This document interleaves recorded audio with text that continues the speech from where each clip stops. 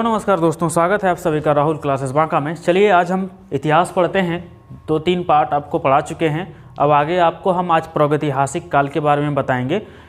छोटा सा चैप्टर है प्रागैतिहासिक काल। उसके बाद हम धीरे धीरे जितने भी इतिहास की घटनाएं घटित हुई है उन सारी घटनाओं को हम आपके सामने प्रस्तुत कर देंगे। उस सारी घटनाओं को आप देख लीजिएगा। और आज का जो हम है, जो हेडिंग आप देख रहे हैं प्रागैतिहासिक काल, आज हम लोग यही चीज़ पढ़ेंगे। क्या पढ़ेंगे? यही हम पढ़ेंगे प्रागैतिहासिक काल। क्या पढ़ेंगे? यही हम पढ़ेंगे प्रागैतिहासिक।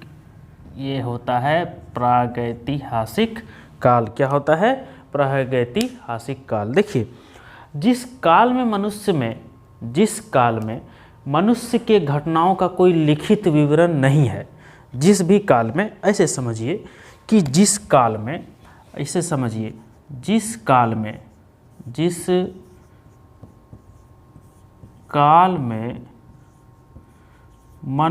से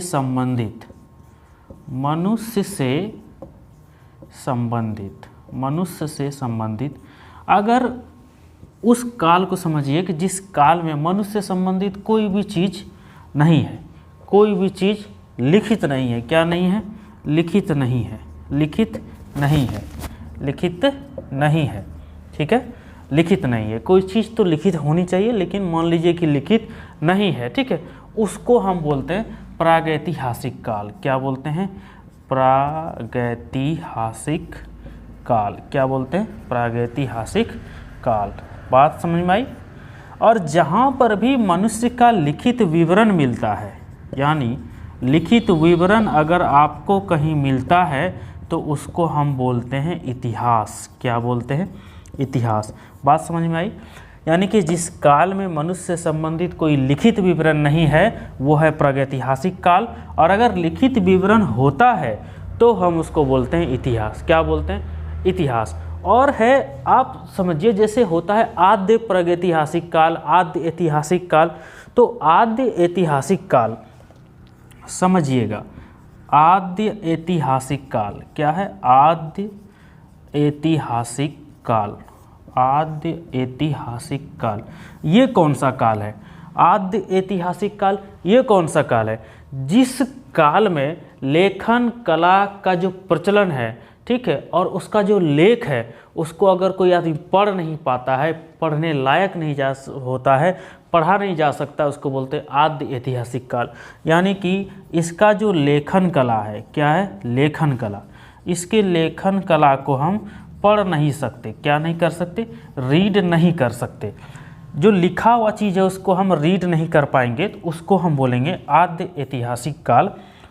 समझना इतना ही है कि जिसमें लिखित विवरण नहीं है वो प्रागैतिहासिक काल, अगर लिखित विवरण मिलता है तो इतिहास, और अगर लेखन कला जो है उसको कोई आदमी पढ़ नहीं पाता है तो उसको हम बोलते हैं आद्य ऐतिहासिक काल। क्या बोलेंगे?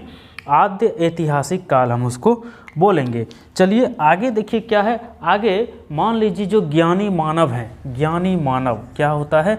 ज्ञानी मानव। ज्ञानी मानव साइंस में क्या बोलते हैं उसको आप? होमो सेपियंस।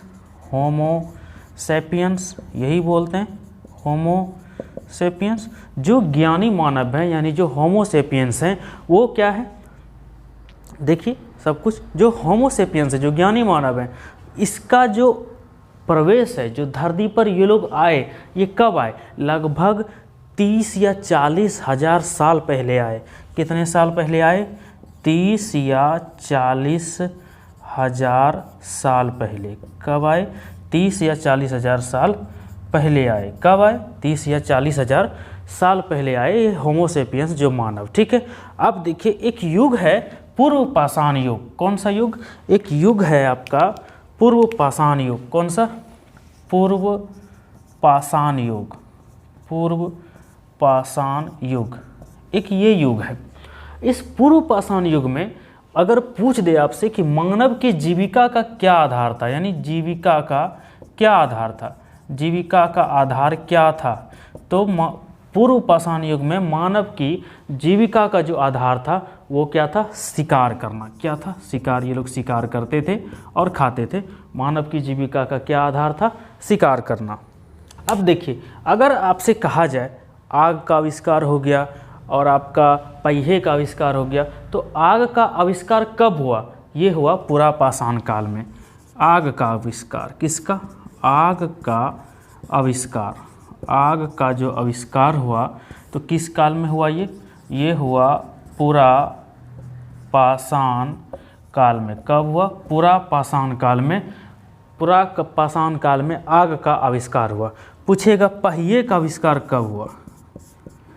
पहिए का आविष्कार कब हुआ? तो ये हुआ नवपाषाण काल में। कब हुआ?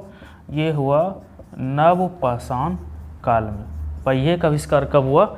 नवपाषाण काल में हुआ। तो आग का आविष्कार कब हुआ? पुरापाषाण काल में। और पहिए का आविष्कार कब हुआ? नवपाषाण काल में।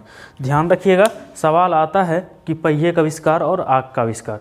तो पहिए का आविष्कार नवपाषाण काल, आग का आविष्कार पुरापाषाण काल। देखिए, पहले ना मनुष्य जो थे वो मनुष्य इधर उधर, आज यहाँ है परसों वहाँ है तरसों यहाँ, ऐसे करके अपना काम चलाते थे। मतलब इधर उधर एक जगह अस्थाई नहीं रहते थे। क्या होता था? अस्थाई वो लोग नहीं रहते थे। जो अस्थाई रहने की जो प्रवृत्ति है वो मानव में कब आई? अस्थाई रहन सहन की प्रवृत्ति, अस्थाई रहन सहन की प्रवृत्ति। तो अस्थाई रहन सहन की जो प्रवृत्ति है वो कब आई, किस काल में आई? आप सभी जानते हैं कब आई, जिन्होंने पढ़ा उनको पता है। ये भी जो है नवपाषाण काल में आई। कब आई?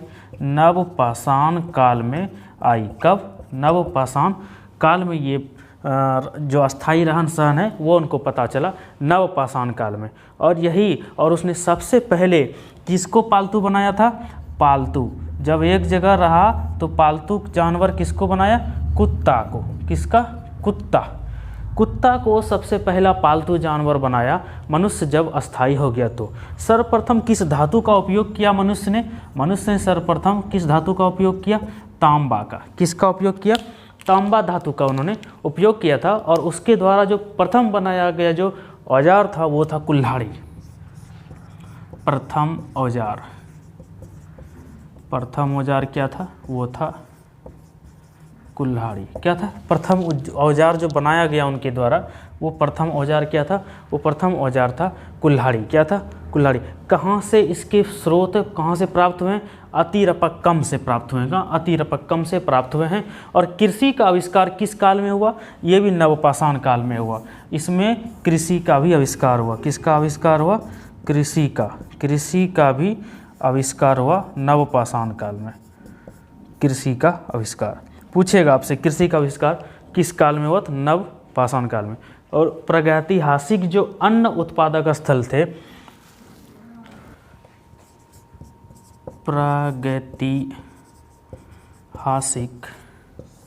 प्रागैतिहासिक जो अन्न उत्पादन स्थल क्या? अन्न उत्पादन स्थल जो थे, तो प्रागैतिहासिक काल के जो अन्य उत्पादक स्थल थे, मेहरगढ़। क्या थे? मेहरगढ़। कौन सा था? मेहरगढ़। कहाँ से मिला था? मेहरगढ़। ये जो मेहरगढ़ है ये पश्चिमी बलूचिस्तान में अवस्थित है। कहाँ अवस्थित है? पश्चिमी बलूचिस्तान। कहाँ अवस्थित है? पश्चिमी बलूचिस्तान में मेहरगढ़ अवस्थित है। और कृषि के लिए जो अपनाई गई सबसे प्राचीन फसल थी वो गेहूं और जौ। कौन कौन? गेहूं और जौ ये सबसे प्राचीन फसल है जो कि उन्होंने फसल के लिए इस फसल को चुना था, गेहूं एवं जौ को। ठीक है। एक स्थान था पल्लावरम। कौन सा स्थान था? पल्लावरम। एक स्थान था पल्लावरम। ये जो पल्लावरम स्थान था, इस स्थान पर भारतीय पुरापाषाण कलाकृति की खोज हुई थी। किसकी? भारतीय पुरापाषाण कला की खोज। भारतीय पुरापाषाण कला की खोज हुई थी ये पल्लावरम में। कहाँ पर? पल्लावरम में। और भारत में पूर्व प्रस्तर युग के अधिकांश औजार किसके बने थे? पत्थर के। किसके बने थे? भारत में जो पूर्व प्रस्तर युग के जो औजार थे, यानी यहाँ लिख देता हूँ, पूर्व प्रस्तर युग के जो औजार थे, युग के औजार किसके बने हुए थे? वो पत्थर के बने हुए थे। किसके बने हुए थे? पत्थर के। पूर्व प्रस्तर युग के जो औजार थे वो किसके बने हुए थे? पत्थर के बने थे। और भारत का जो सबसे प्राचीन नगर था वो था मोहनजोदड़ो। कौन सा स्थल था? भारत का सबसे जो प्राचीन नगर था वो था मोहनजोदड़ो। मोहनजोदड़ो यहाँ लिख दे रहा हूँ, मोहनजोदड़ो। क्या था? मोहनजोदड़ो। ये सबसे प्राचीन नगर था मोहनजोदड़ो। और सिंधी भाषा में अगर इसका अर्थ कहा जाए तो इसका अर्थ होता है मृतकों का टीला। क्या होता है? मृतकों का टीला। मृतकों का टीला, ये इसका अर्थ होता है मोहनजोदड़ो का। प्रागैतिहासिक काल में मैं आपको इतना ही बताऊंगा। चलिए एक बार हम इसको रिवाइज कर जाते हैं। क्या कर जाते हैं? रिवाइज कर जाते हैं। देखिए, हमने आपको पहले बताया कि जिस काल में मनुष्य के घटनाओं का कोई लिखित विवरण नहीं होता है उसको प्रागैतिहासिक काल कहते हैं। और मानव विकास के उस काल को हम इतिहास कहते हैं जिसका विवरण लिखित रूप में मिलता है या लिखित रूप में उपलब्ध है। और आद्य ऐतिहासिक काल उस काल को कहते हैं जिस काल में जो लेखन कला होती थी, जो मैंने यहाँ बताया आपको, लेखन कला जो प्रचलन में होती थी उसके बाद उपलब्ध हुआ और उसको हम पहचान नहीं सके, पढ़ नहीं पाए कि वो कौन सी कला है, तो वो हो गई आद्य ऐतिहासिक काल।